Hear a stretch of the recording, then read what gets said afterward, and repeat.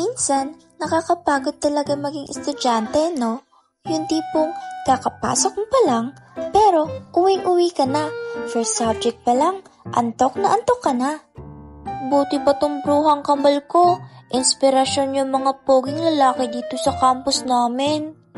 Eh ako, paano naman ako? Okay class, listen. May bago tayong student. Halika dito, iho.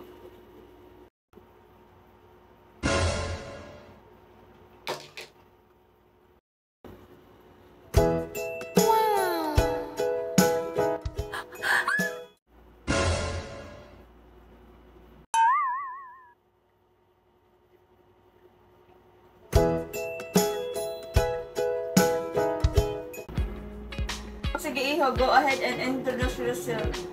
Hi everyone, my name is Makoy De Vera and I'm 15 years old. It's nice to meet you all. OMG, yung pogi! Wait, Makoy De Vera? De Vera? Anak pa siya ng mayaman na mag-asawang influencer? Okay, Mr. Makoy De Vera, you may take a seat next to... Ma'am! Here!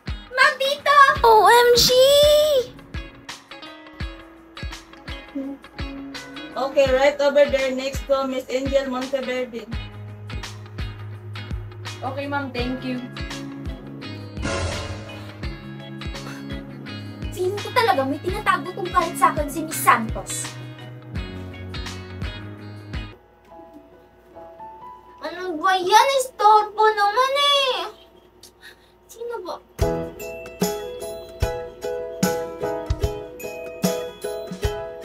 Ay, I'm sorry Miss Angel Monteverde. Hi, I'm Makoy De Vera.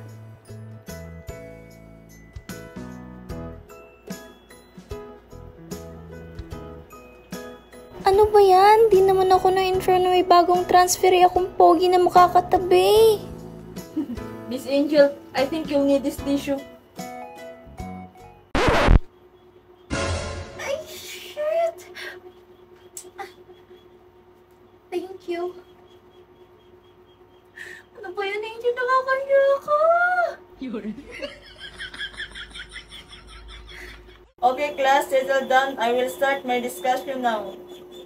Angel Monteverde, impacta ka talagang kambal ka. Inagaw mo ng lahat. Humanda ka sa akin. Oo na, sabi ko naman sa'yo, babayaran kita. Naghahanap ako ng pera.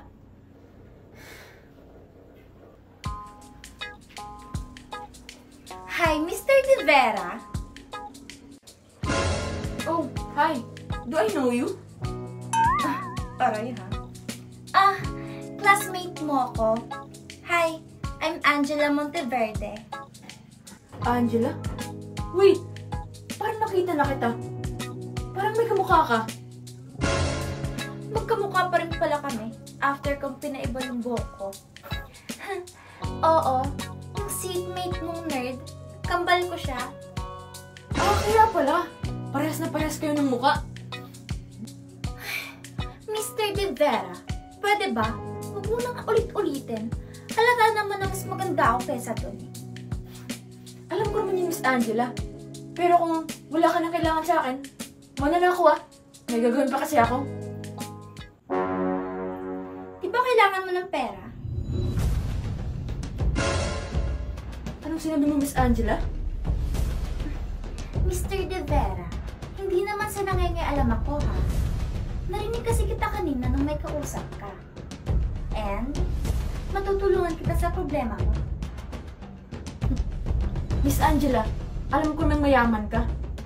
Pero, sobrang laki ng halaga ang kailangan ko. So, paano mo ko matutulungan? Magkano ba yung kailangan mo? 1 million. Ano, kaya mo? 1 million? Seriously, Mr. De Vera? Bakit money ko lang yan eh? Seryoso ka ba, Miss Angela? Mukha ba akong nabibiro, Mr. Makoy De Vera? Kaya kong ibigay sa'yo ngayon ang pera. Pero, merong kondisyon. Alam ko namang may kapalit. Pero, huwag yung pumatay ah. Hindi ko kayang pumatay. Makoy, mukha ba akong mamamatay tao? Kung ayaw mo, di wag. Teka lang, Miss Angela. O bakit, Makoy? Tinatanggap ko na yung offer mo. Pero ano yung gagawin ko?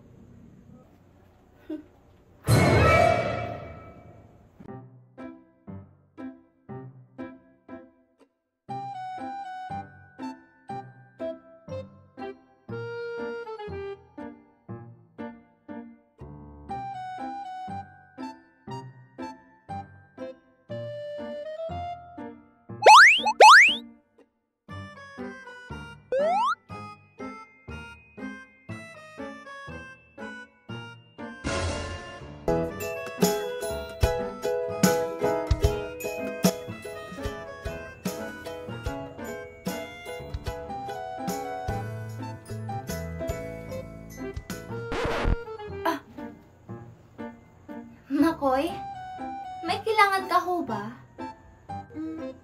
Wala naman, Miss Angel. Alam mo, ngayon lang ako nakakita ng magandang nerd.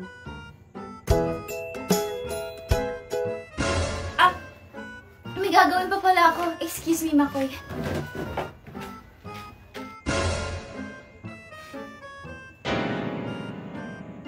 Angela, anak, tumatawag ang daddy mo. Dali!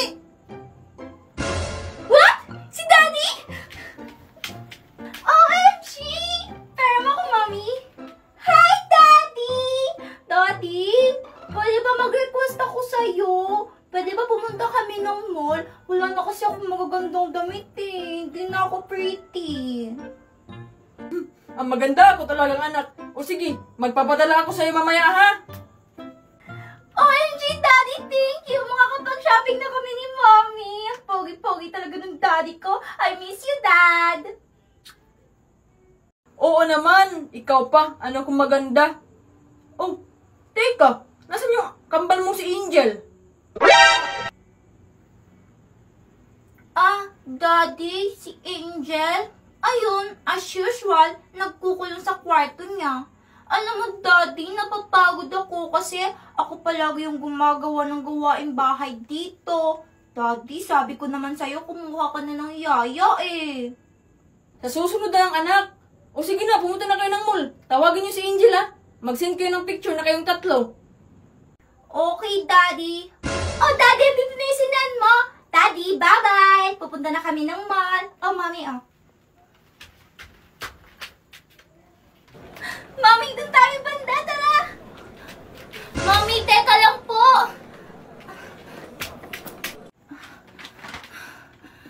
Nakakapagod naman. Oh my God, ang gaganda ng mga makeup. Sumama ka pa talagang pangat ka ha. Humanda ka sa akin.